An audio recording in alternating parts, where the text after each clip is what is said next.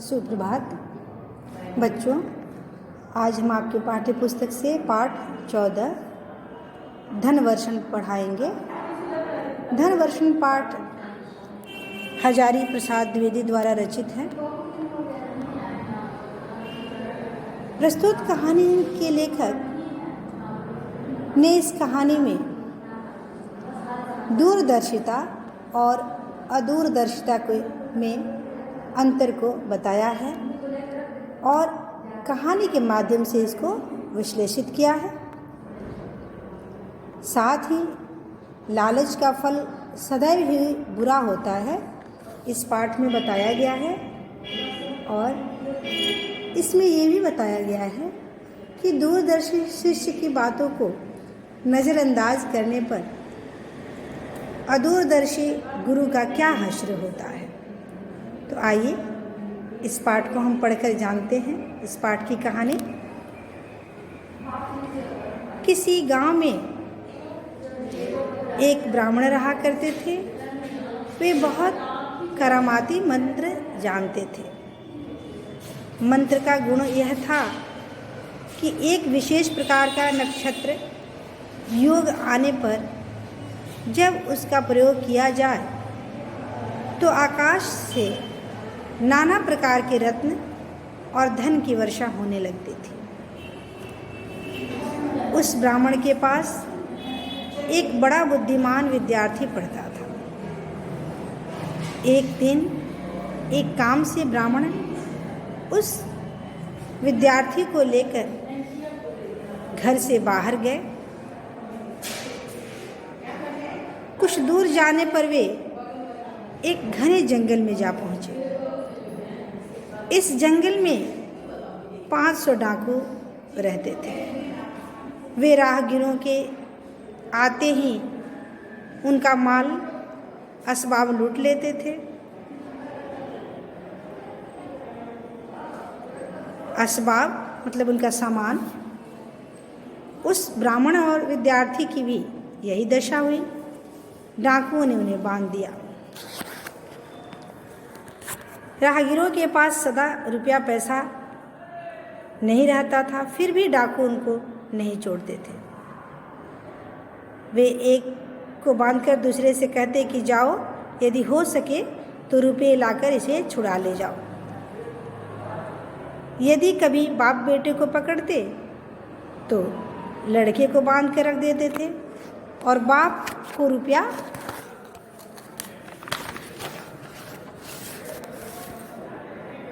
लाने को कहते।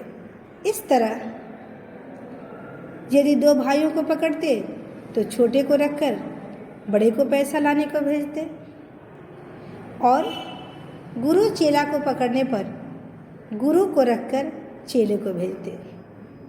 इसी के अनुसार उन्होंने ब्राह्मण को पकड़ा और शिष्य को रुपया पैसा लाने के लिए भेज दिया। जाते समय शिष्य ने गुरु को नमस्कार करके कहा, मैं 2 दिन के भीतर ही लौटूंगा, आप डरिएगा मत। किंतु एक काम आपको करना होगा। आपको मैं सावधान किए जाता हूँ। आज धनवर्षण का योग है। ऐसा न हो कि आप दुख से कातर होकर धनवर्षण करें। यदि करेंगे तो आप खुद भी मरेंगे और 500 डाकू भी मरेंगे। शिष्य ऐसा कहकर रुपया लाने के लिए घर की ओर चले। संध्या समय पूरब की ओर चांद उगने लगा। ब्राह्मण ने देखा कि नक्षत्र योग आ रहा है। देखकर उन्होंने सोचा, अच्छा, धन के लिए ही डाकू हमको नाना प्रकार के कष्ट दे रहे हैं। यह धनवर्षण का योग तो दिखाई देता है, मैं इतना कष्ट क्यों सहूं। मैं इसी समय मंत्र के बल से धन वर्षाकर इन्हें देकर क्यों न चला जाऊं। यही सोचकर उन्होंने कहा कि क्यों जी, तुम लोगों ने मुझे क्यों पकड़ा है। कहना व्यर्थ है। उन्होंने जवाब दिया, धन के लिए। ब्राह्मण ने कहा, यदि यही बात है तो मेरा बंधन खोल दो, स्नान करने दो, नया वस्त्र पहनने दो, चंदन लगाने दो और फूलों की माला पहनने दो। डाकुओं ने वैसा ही किया। ब्राह्मण ने मंत्र पढ़कर ज्यों ही आकाश की ओर देखा, त्यों ही आकाश से नाना धन रत्नों की झड़ी लग गई। डाकू जिससे जितना हो सका उस धन को लूटकर अपने कपड़े में बांधकर चलते बने। ब्राह्मण भी उनके पीछे पीछे जाने लगा। कुछ दूर जाने के बाद अचानक 500 अन्य डाकू भी आ गए और उन्होंने इन डाकुओं को रोक लिया। पहले के डाकुओं ने कहा, क्यों हमको रोकते हो? उन्होंने जवाब दिया, धन के लिए। पहले के डाकुओं ने कहा, अगर यही बात है तो इस ब्राह्मण से मांगो, इसके आकाश में देखते ही धन की वर्षा होती है, इसी ने हमको धन दिया है। नए डाकुओं ने पहले के डाकुओं को छोड़ करके ब्राह्मण को ही पकड़ लिया और बोला, बाबा जी हम लोगों को भी धन दो। ब्राह्मण ने कहा, बहुत अच्छा, यदि यही चाहते हो तो धन वर्षा का योग साल भर के बाद आता है, साल भर ठहरो, उस योग के आने पर मैं धन बरसाकर तुम्हें भी दूंगा। डाकू बिगड़ उठे और बोले, क्यों रे दुष्ट ब्राह्मण, इनके लिए अभी वर्षा हुई और हम लोगों के लिए साल भर बाद होगी। यह कहकर उन्होंने ब्राह्मण को काटकर रास्ते में फेंक दिया और साथ ही दौड़कर डाकुओं को भी पकड़ लिया। फिर क्या होगा? फिर क्या था? दोनों दलों में भयंकर मारामारी शुरू हो गई। कितने ही मरे, कुछ बचे, जो बचे उनमें फिर गोलमाल शुरू हुआ। इस प्रकार अंत में सिर्फ 2 आदमी बच गए और शेष सभी मारकाट में समाप्त हो गए। ये बचे हुए आदमी सारा धन रत्न लेकर जाते जाते एक गांव के पास आए। वहाँ उन्होंने एक वृक्ष के नीचे रुपयों को छुपा दिया। उनमें से एक तलवार लेकर वृक्ष के ऊपर चढ़ गया और पहरा देने लगा। दूसरा खाने को भात लेने गांव में गया।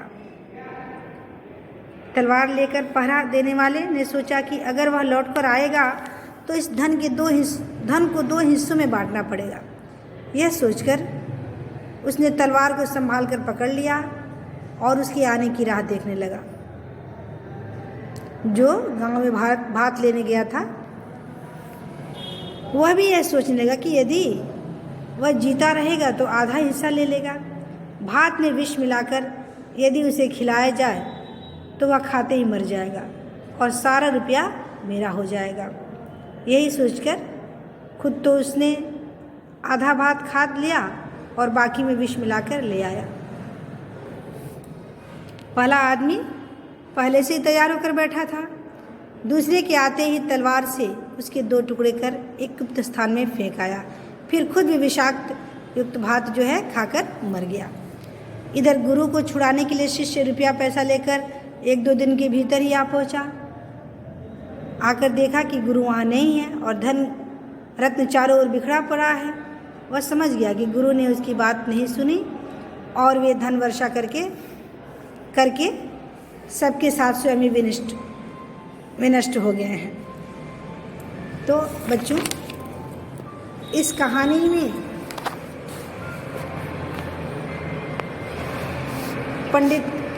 इस कहानी के कहानीकार हजारी प्रसाद द्विवेदी ने बुद्धि और शस्त्र अध्ययन दोनों के महत्व को बताया है कि शस्त्र विद्या का प्रयोग समय, परिस्थिति आदि को ध्यान में रखकर बुद्धिपूर्वक और विचार करके ही उसका उपयोग करना चाहिए, तभी यह फलीभूत होता है और सार्थक होता है। अन्यथा शास्त्र पढ़ने वाला भी बुद्धि बल के अभाव में अपने पैरों पर खुद ही कुल्हाड़ी मार लेता है। इस कहानी में गुरु के साथ कुछ ऐसा ही हुआ है। शस्त्रज्ञ गुरु अपने बुद्धि बल का प्रयोग न कर अपने प्राण ही गवा बैठता है और इनके साथ ही धनवर्षण विद्या भी उसी के साथ ही धरी की धरी रह जाती है। तो आपने ये पाठ पढ़ा, अब पाठ से जुड़े हुए कुछ प्रश्नों के उत्तर भी लिख लेंगे अपनी उत्तर पुस्तिका में। पहला होगा कि ब्राह्मण और उसके शिष्य के साथ जंगल में क्या घटना घटी। दूसरा, धन लेने के लिए जाने के पूर्व शिष्य ने गुरु से क्या कहा। तीसरा, धन वर्षण से आप क्या समझते हैं। चौथा, धन पाने के बाद डाकू ने ब्राह्मण के साथ क्या किया। पांचवा, जंगल के डाकू राहगीरों के साथ कैसा बर्ताव करते थे। छठा प्रश्न होगा कि ब्राह्मण ने डाकुओं से धन वर्षण के से पूर्व किन सुविधाओं की मांग की। तो बच्चों, आज के लिए इतना ही। आगे किसी और पाठ को हम आपको पढ़ाएंगे।